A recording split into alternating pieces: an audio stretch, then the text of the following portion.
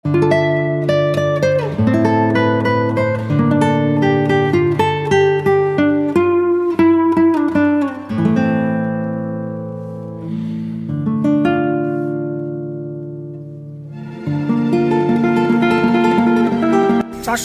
Kilometre ডান, আর আমি ডালখোলা বাইপাসের কাছে চলে এসেছি। যেটা বলছিলাম, রাতে বেরোনোর সব থেকে বড় প্রবলেম যেটা হয়েছে, আমার প্রচন্ড ঘুম পাচ্ছে।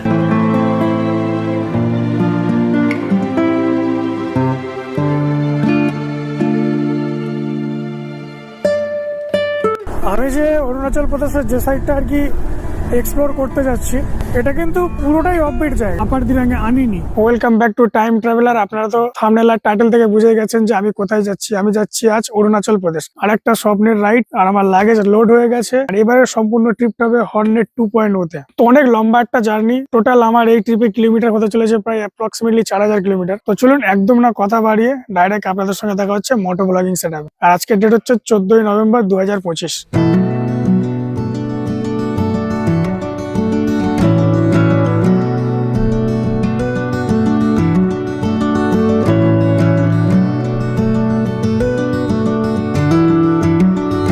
14ই নভেম্বর 12:31 একদম রেডি। আর আমি আমার ম্যাপও মেরে নিয়েছি জলপাইগুড়ি পর্যন্ত, যেটা 618 কিলোমিটার, 12 ঘন্টা 56 মিনিট সময় লাগবে দেখাচ্ছে। আমি চেষ্টা করব আরও এগিয়ে যাওয়ার।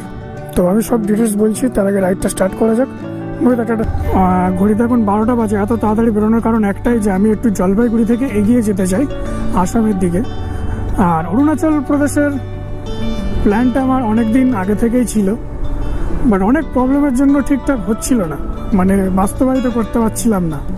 অবশেষে আমার অরুণাচল ট্রিপটা স্টার্ট করলাম। প্রায় 7 মাস পরে নিজের বাইক নিয়ে আবার পাহাড়ে যাচ্ছি, তাও আবার অরুণাচল প্রদেশ। Feeling good. প্রায় 22 কিলোমিটার অতিক্রম করে আমরা চলে এসেছি এখন সায়েন্স সিটির কাছে। তবে আমি 22 কিলোমিটার জার্নি করেছি, আর আজকের জার্নি অ্যাপ্রক্স 700+ কিলোমিটার ট্রাই করবো। অ্যাকচুয়ালি যতটা আমি এক্সট্রা জার্নি করবো, ধরুন জলপাইগুড়ি 618 কিলোমিটার, আমি যতটা এক্সট্রা জার্নি করব, পরের দিনের জার্নিটা ততটা ইজি হবে। আর যদি প্রত্যেক দিন আমি যদি যা জার্নি তার থেকে যদি 50-100 কিলোমিটার করে বেশি কভার করি, তাহলে আমার এন্ড অফ দ্য ট্রিপে একদিন বেঁচেও যেতে পারে। রাতের কলকাতা কিন্তু সেরা। আমি এয়ারপোর্ট রোডটা ধরে নিলাম, আর এটা গিয়ে কানেক্ট হচ্ছে যশোর রোডে। তো আজকে একবার আমি আমার রুট ম্যাপটা আপনাদের শেয়ার করে দিই।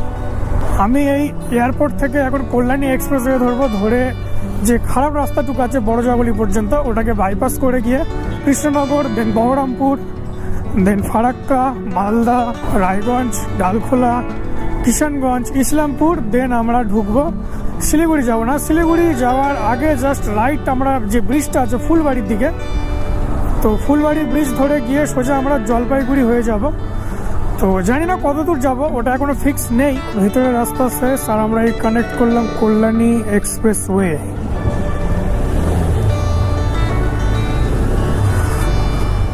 লাইটটা কিন্তু অন্ধকারে হেভি পারফরমেন্স করছে। খালি 2-4 কিলোমিটার একটু খারাপ রাস্তা ছিল, এরপরে তো পুরো এক্সপ্রেসওয়ে তো পুরো একদম মাখনের মতন রাস্তা। ওটা আর কিছুক্ষণের মধ্যে কানেক্ট করে নেব। কল্যাণী এখান থেকে আর 35 কিলোমিটার, আর কৃষ্ণনগর মেবি অ্যাপ্রক্স 100-110 কিলোমিটার বাকি আছে। এখন পুরো 3-6 লেনের রাস্তা, একদম মাখনের মতন রাস্তা। আরামসে ক্রুজিং স্পিড মেনটেন করুন আর এগিয়ে চলুন।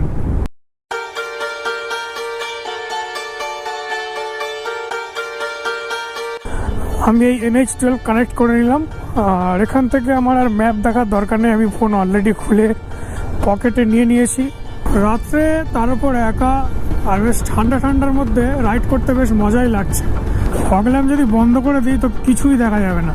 এই দেখুন, একবার অফ করে দেখাবো, কিছুই দেখা যাচ্ছে না। এটা অন করলে আপার বিম, তো এটা একটু উপরের দিকেই উঠে গেছে, অ্যাডজাস্ট করতে হবে। আর এটা লোয়ার বিমটা একদম পারফেক্ট আছে। বাড়ি থেকে প্রায় আমরা 100 কিলোমিটার কমপ্লিট করলাম, আর এখন ঘড়িতে বাজে 2:52। প্রচণ্ড ঠান্ডা লাগছে।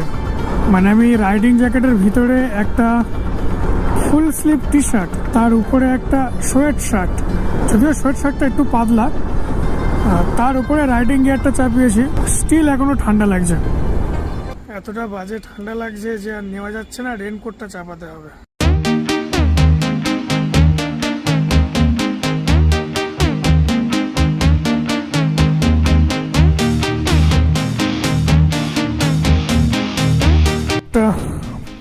5-10 মিনিটের ব্রেক নিলাম, একটু টায়ার প্রেশারটা চেক করে নিলাম।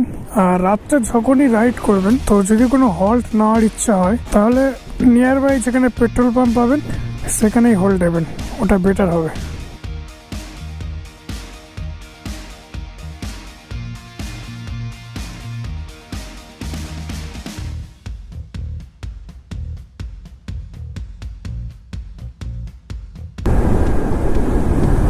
আদিকে চলে গেলে আমাদের বহরমপুর সিটি ছিল, আর আমরা বহরমপুর বাইপাসটা নিয়ে নিলাম। ডালখোলা 261, মালদা 135, বহরমপুর 7। চারিদিকে সুন্দর ভোরের আলো ফুটে গেছে, আর একটা এদিকে অরেঞ্জ একটা ভাব হয়ে আছে আকাশটা, দেখতে খুবই সুন্দর লাগছে। এই রাস্তাটা আপ টু পূর্ণিয়া মোড় পর্যন্ত যাচ্ছে, NH12। তারপর পূর্ণিয়া মোড় থেকে ডান দিক বেঁকে গেলে আমাদের NH27 বা 31। গোটা বহরমপুর বাইপাস কিন্তু পট হলে ভর্তি হয়ে আছে। এই রাস্তাটা কিন্তু এতটা খারাপ ছিল না আগে, এখন বেশ ভালোই খারাপ আছে, অনেক পট হল পেলাম। বাদিকটা দেখুন, কুয়াশা দেখে কত সুন্দর লাগছে এই ক্ষেতগুলো, মানে ক্ষেতের উপরে যেন ভেসে আছে কুয়াশাগুলো, দেখুন অসাধারণ লাগছে, অসাধারণ। এখন এসে পৌঁছালাম Baharampur Farakka toll plaza.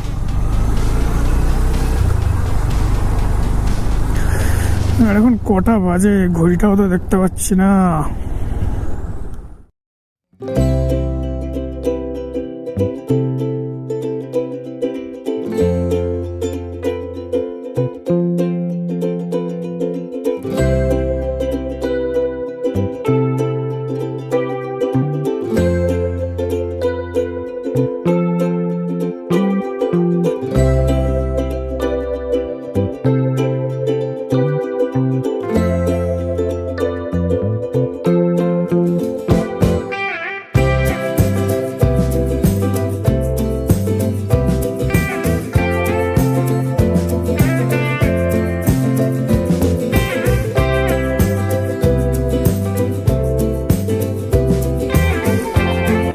Video তো হচ্ছে।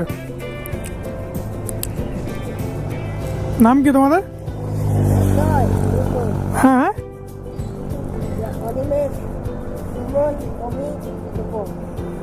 ঠিক আছে, টাটা। বাড়ি থেকে 277 কিলোমিটার কভার করেছি, আর এখানে একটু ফিউল আপ করাবো।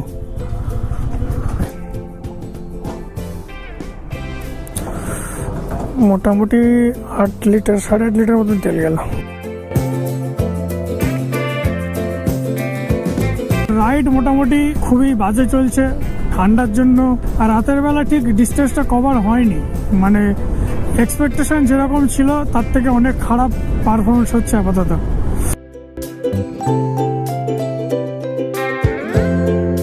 বাড়ি থেকে প্রায় 9 ঘন্টা জার্নি করার পর আমি এসে পৌঁছেছি ফারাক্কা ব্যারেজ। মানে খুবই খারাপ রাইড হচ্ছে। যে অ্যাডভান্টেজটা নেবো ভেবেছিলাম রাত 12টায় বেরিয়ে একটু এক্সট্রা কিলোমিটার কভার করবো, বাট তার কিছুই হবে বলে আমার মনে হচ্ছে না। তো ঠিক আছে, কোনো ব্যাপার না, কারণ আমি এখানে রেস করতে আসিনি। হ্যাঁ, একটা এক্সপেকটেশন ছিল, বাট সেটা আই থিঙ্ক ফুলফিল হবে না। তো ঠিক আছে, তার জন্য কোনো আমাদের ট্যুরে এফেক্ট পড়বে না।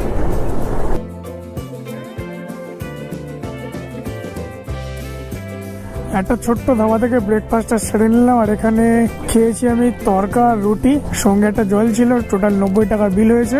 আর এখানে আমি কিছুক্ষণ একটু পাওয়ার ন্যাপ নিয়ে নিয়েছি, প্রায় 10-15 মিনিটের। যে ডান দিকে বোতলবাড়ির রাস্তা, বাট অ্যাজ ইউজুয়াল ওরা বোতলবাড়ির রাস্তা নেব না। বোতলবাড়ির রাস্তা শুনেছি ভিতরে ভালো হয়ে গেছে, বাট ভালো হলেও ভিতরের রাস্তা দিয়ে যাওয়াটা প্রেফার করি না, হাইওয়েটাই প্রেফার করছি। হর্নেটের রাইডিং পার্সনটা খুব একটা আপরাইট না, মানে হালকা অ্যাগ্রেসিভ আছে। তো যার কারণে কি হচ্ছে, গ্লাভস ছাড়া যখন গাড়ি চালাচ্ছি না, তখন এই পামের ওপরে প্রচুর প্রেশার পড়ছে। তো গ্লাভস ছাড়া একদমই চালানো যাচ্ছে না। এখান থেকে শিলিগুড়ি 132 কিলোমিটার, কিষানগঞ্জ 33 কিলোমিটার। কিন্তু শিলিগুড়ি যাবো না, আমরা যাব জলপাইগুড়ির দিকে। আর জলপাইগুড়িও প্রপার স্টে করবো কি ঠিক নেই। পূর্ণিয়া বাঁদিকে 42 কিলোমিটার, আর ডান দিকে কিষানগঞ্জ 28 কিলোমিটার। আমরা জাস্ট এই ব্রিজটা আছে, ব্রিজ থেকে ডান দিক নিয়ে নেবো। এটা NH12 ছিল, আর আমরা এখন NH12 ছেড়ে দিয়ে NH27 কানেক্ট করবো। এই NH12 ছেড়ে দিলাম, NH27 কানেক্ট করে নিলাম। 475 কিলোমিটার ডান, আর আমি ডালখোলা বাইপাসের কাছে চলে এসেছি। আর আমাদের গন্তব্য খুব বেশি দূরে নয়, অ্যাপ্রক্স 150 কিলোমিটারের মধ্যে। যেটা বলছিলাম, রাতে বেরোনোর সব থেকে বড় প্রবলেম যেটা হয়েছে, আমার প্রচন্ড ঘুম পাচ্ছে। গরমে কষ্ট হচ্ছে না, একদম গরম নেই, ঘুমের জন্য কষ্ট হচ্ছে। তো চলুন একটু রেস্ট নেবো, 10-15 মিনিট পরে আমরা আবার বেরোবো আমাদের গন্তব্যের উদ্দেশ্যে। কিষানগঞ্জের এই রাস্তাটা কিন্তু আগে বেশ খারাপই ছিল, প্রচুর পটল ছিল। বাট আমি যখন 6 মাস আগে এসেছিলাম তখন দেখছিলাম যে রাস্তার কাজ হচ্ছিল, এখন কমপ্লিট হয়ে গেছে, এখন পুরো সুন্দর রাস্তা, কোনো পটলস নেই, আপাতত নেই। কন্টিনিউ 100 আমি লং রাইডে চালাইনি, তো এখন মোটামুটি অ্যাপ্রক্স 500 কিলোমিটার চালানোর পরে বডির সঙ্গে একটা অ্যাডাপ্ট হয়ে গেছে বাইকটা, এখন আর অসুবিধা হচ্ছে না, এখন মোটামুটি কমফোর্টেবলই লাগছে। সব কিছুই নতুন ছিল, যে কী স্পিড মেনটেন করতে পারবো, কেমনভাবে যেতে পারবো, সব কিছুই নতুন ছিল। আগে আমার ভিডিও যারা আগে দেখেছেন তারা জানেন আমি আগে ট্রাম্প স্পিড 400 ইউজ করতাম, তার আগে ভিস্ট্রম করতাম। টেকনিক্যালি দেখতে গেলে সব থেকে লো পাওয়ার আমার এই হর্নেট 2.0, তো ওই জন্য একটু অসুবিধা হচ্ছিল, যেটা বলছিলাম বডির সঙ্গে ঠিকঠাক অ্যাডাপ্ট হয়নি, তো একটু পেন হচ্ছিল বিভিন্ন জায়গায়। এখন আর সেই প্রবলেমটা হচ্ছে না 500 কিলোমিটার চালানোর পরে। Guwahati 527 kilometre, Bongaigaon 350 kilometre, Siliguri 117 kilometre. Please যদি বনগাইগাঁও পর্যন্ত আজ যদি পৌঁছাতে পারতাম মজা এসে যেত, বাট আনফর্চুনেটলি হবে না। চায়ের বাগান শুরু হয়ে গেছে। চায়ের বাগান দেখলে মনে হয় যেন একটা পাহাড়ের আওয়াজ পাওয়া যায়, মানে খালি কোনো জায়গায় তাকালে পাহাড় দেখতে পাবো এরকম একটা এক্সপেকটেশন চলে আসে। যদিও এখান থেকে দেখা যাবে না, আরেকটু আমাদের যেতে হবে। এদিকে চায়ের বাগান, এদিকে ধান ক্ষেত, আলাদাই বিউটি। তো গাইস, এখন চলে এসেছি চায়ের বাগানের মধ্যে।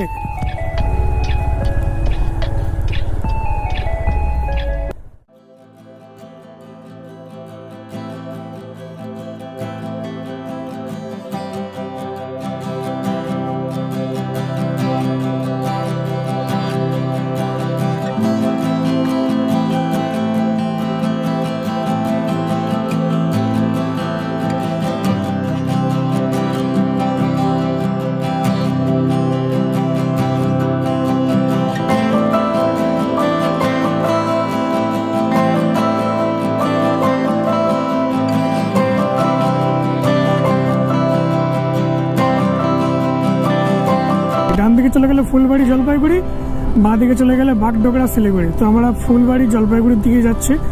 আর আজকে কিন্তু আমার ডেস্টিনেশন জলপাইগুড়ি না, জলপাইগুড়ি থেকে আমি ট্রাই করব একটু এগিয়ে থাকার, কারণ আমাদের কালকে পৌঁছাতে হবে Assam Tezpur. Welcome to Mahananda bridge. আমরা এখন মহানন্দা ব্রিজের উপরে, নিচে অবভিয়াসলি মহানন্দা নদী। এই মোড় থেকে আমাদের বাঁ দিকে নিয়ে নিতে হবে, আর যদি ডান দিকে চলে যায় তাহলে বাংলাদেশের বর্ডার। আর 200 মিটার, একদম সামনে 200 মিটার। বাঁ দিকে আলিপুরদুয়ার, গৌহাটি, কোচবিহার সবকিছু বাঁ দিকে, মানে NH 27। খেতে হবে, প্রচন্ড খিদে পাচ্ছে। তা কিছু হবে?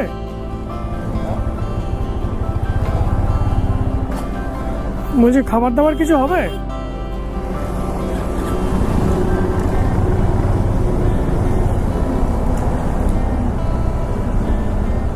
লাঞ্চ আছে পাঁপড়, রাইস, একটা স্যালাড, আলু ভাজা, এটা কি সবজি হয় না, ডাল, একটা চাটনি। এখান থেকে খাওয়া দাওয়াটা সারলাম হাইওয়ে কুইন ধাবা। খাবার দাবারের মান মোটামুটি ভালোই ছিল। চিকেন থালি ছিল, একটা জল ছিল, একটা ডায়েট কোক ছিল, সব মিলিয়ে বিল হয়েছে 330 টাকা। এখান থেকে তেজপুর আসামের ডিস্টেন্স দেখাচ্ছে 524 কিলোমিটার, আর 11 ঘন্টা 42 মিনিট সময় লাগবে। এটা কতটা ছোট করতে পারবো জার্নিটা জানি না, কারণ আমারও চার্জ নেই আর মোবাইলেরও চার্জ নেই। কাল রাত থেকে অনেক টর্চার হয়েছে আমার উপর, আর শরীর সাথ দিচ্ছে না। তো জানি না কতদূর জার্নিটা করতে পারবো, আছে কতটা এগিয়ে যেতে পারবো। এখন ঘড়িতে বাজে 4:46, ধরুন 5টা বাজে, আর এই পর্যন্ত আমি 630 কিলোমিটার কভার করেছি। এখান থেকে রাস্তা মোটামুটি ভালোই পাবো, রাস্তা এখন আর কোনো খারাপ নেই। আর এখান থেকে জলপাইগুড়ি ডিস্টেন্স হচ্ছে 23 কিলোমিটার। সূর্যোদয় থেকে সূর্য অস্ত পর্যন্ত রাইড করলাম, তাও কোথায় এলাম না মাত্র 600 কিলোমিটার।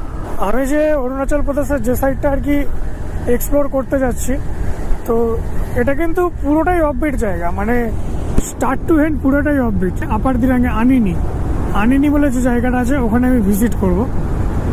তো পুরোটাই আর কি অফবিট জায়গা। আনিনিতে মেনলি সব থেকে বেস্ট ভিজিটের সময় হচ্ছে নভেম্বর, ডিসেম্বর, জানুয়ারি, ফেব্রুয়ারি। তো আমি নভেম্বরে যাচ্ছি, আশা করছি খুবই সুন্দর একটা ভিউ দেখতে পাবো। ঘড়িতে এখন 6:15 বাজে। আজকে ধূপগুড়িতে আমি বাসুদেব গেস্ট হাউসে রুম নিয়েছি। বাসুদেব গেস্ট হাউসে স্টে নিয়েছি। আর গেস্ট হাউসের সামনে এরকম কিছু ফার্নিচারের দোকান আছে, আর ঠিক পাশে এরকম পার্কিংয়ের ব্যবস্থা আছে, তো কোনো অসুবিধা নেই। আর আজকের দিনে টোটাল 685 কিলোমিটার কমপ্লিট হয়েছে। একবার রুমটা দেখিয়ে দিই। দরজা দিয়ে এন্টার করলে একটা বড় রুম, দুটো ডবল বেড আছে। আমি একটাই থাকবো, একটাই ভাড়া নিয়েছে 800 টাকা। একটা ড্রেসিং টেবিল আছে, একটা টি টেবিল আছে, দুটো চেয়ার আছে, ওদিকে একটা বেসিন, আর বাথরুমটা ঠিকঠাক। তো একটা বড় রুম আছে, একটা টিভিও আছে দেখতে পাচ্ছি এদিকে, আর একটা পাখাও আছে। তো এই বড় রুমটা নিয়েছে 800 টাকা, যেহেতু আমি একলাই থাকবো তাই 800 টাকায় নিয়েছে। অ্যাকচুয়ালি রুমটা রেন্ট একটু বেশি হতো, ঠিক আছে, ঠিকঠাক ডিল। আর একদম মার্কেটের পাশে, একদম হাইওয়ের পাশে, তো কালকে আমার জার্নিটা এখান থেকে কন্টিনিউ করতে সুবিধা হবে, তোমাকে কোথাও যেতে হবে না, তাই জন্য এই রুমটা আমি নিয়ে নিলাম। এটা আমাদের বসুন্ধরা লজের ব্যালকনি, লজের সামনেই NH27। তো পরের দিনের জার্নিটা আমাদের খুব স্মুথ হবে। আমরা জাস্ট হোটেল থেকে বেরোবো, NH27 ধরে চলে যাবো সোজা তেজপুরের দিকে। আর জাস্ট এই লজের বাম দিকে, লজের দিকে মুখ করে দাঁড়ালে লজের ডান দিকে একটা খালি জায়গা দেখতে হচ্ছে, এটা হচ্ছে ধূপগুড়ি বাস স্ট্যান্ড। তো যারা পাবলিক ট্রান্সপোর্ট ব্যবহার করে আসবেন তাদের জন্য খুব সুবিধাজনক, এখান থেকে বাস পেয়ে যাবেন। আর এটা পুরো টোটালটা পুরো market area, Dhupguri market area. আজকে আমার জার্নিটা একটু হ্যাপটিকই ছিল, কারণ অনেকক্ষণ বাইক চালিয়েছি, বাট এমন কিছু ডিস্টেন্স কভার করিনি। তো মোটামুটি ঠিকঠাক জার্নি ছিল, অ্যাটলিস্ট আমি ধূপগুড়ি পর্যন্ত পৌঁছাতে পেরেছি, এটাই অনেক। আজকে করার মতো না তেমন কিছু নেই, আমি জাস্ট বাইরে গিয়েছিলাম একটু মার্কেটের দিকে, ফোন ডেড হয়ে গেছিল, চার্জ নেই, তো ফোনটা নিয়ে যায়নি। যেটা দেখলাম, মার্কেটে গিয়েছিলাম, মার্কেট থেকে গিয়ে একটা বিরিয়ানি এনেছি, ওটা জাস্ট খাবো, খেয়ে দেন শুয়ে পড়বো। আর এখন ঘড়িতে বাজে 7:43। অলমোস্ট আমি 18 ঘন্টার কাছাকাছি বাইক চালিয়েছি, তো একদম আমার এনার্জি নেই। আমি জাস্ট ডিনারটা এনেছি, এখন ডিনার টাইম হয়নি, যদিও 8টা বাজেনি। তো আমি এখনই খাবো, খেয়ে এখনই ঘুমিয়ে পড়বো। কালকে সকাল সকাল উঠে আমাদের নেক্সট দিনের জার্নিটা আর কি শুরু করবো। কালকে আমার গন্তব্য হচ্ছে তেজপুর, যেটা ডিস্টেন্স এখান থেকে অ্যাপ্রক্সিমেটলি 470 কিলোমিটার। তো 10-12 ঘন্টার জার্নি, বেশিক্ষণ টাইম লাগবে না। আর এই ভিডিওটা এই পর্যন্ত ছিল। যদি কোথাও একটু ভালো লেগে থাকে তাহলে প্লিজ লাইক, শেয়ার আর কমেন্ট করুন। আর অবশ্যই সাবস্ক্রাইব করতে ভুলবেন না। ততক্ষণ সবাই খুব ভালো থাকুন, সুস্থ থাকুন। Thank you and good bye.